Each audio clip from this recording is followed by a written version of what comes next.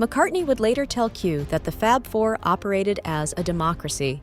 It was intended for the members to exchange and discuss ideas and opinions. But once John Lennon passed away in 1980, it appeared that nothing Beatles-related would survive for very long. In a 2023 movie, McCartney stated, "We knew that it was really over when we lost John." That was before the remaining three Beatles got together in the studio in the 1990s with producer Jeff Lynne and some demo tapes that John Lennon's widow, Yoko Ono, had given the group.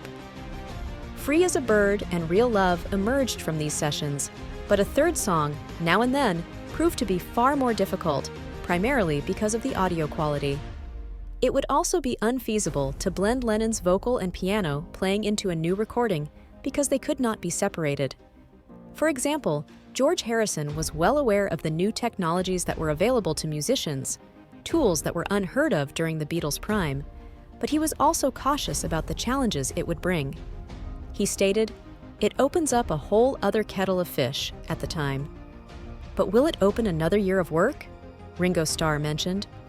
All of Harrison, Starr, McCartney, and Lynne's attempts to raise Now and Then to a respectable level were unsuccessful. Later on, Lynne would say, "It was just one day, one afternoon really, messing with it." The song has a chorus, but the verses are basically non-existent. We made a rudimentary attempt at the backing track, which we ultimately abandoned.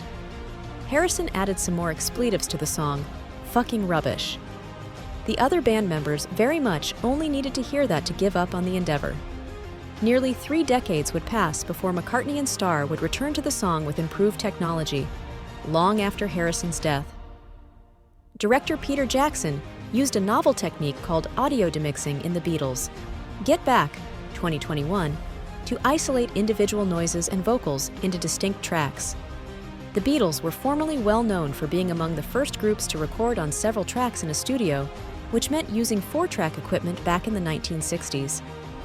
Jackson's method suddenly provided nearly limitless tunes. At McCartney's request, the same technology was used for Now and Then. Previously, Lennon's piano playing and speech were inseparably linked, but now his voice could be heard clearly. McCartney and Starr could then suitably round out the tune. Back in 1995, after several days in the studio working on the track, George felt the technical issues with the demo were insurmountable and concluded that it was not possible to finish the track to a high enough standard. Olivia Harrison, Harrison's wife, stated in a 2023 press, "If he were here today, Donnie and I know he would have wholeheartedly joined Paul and Ringo in completing the recording of Now and Then."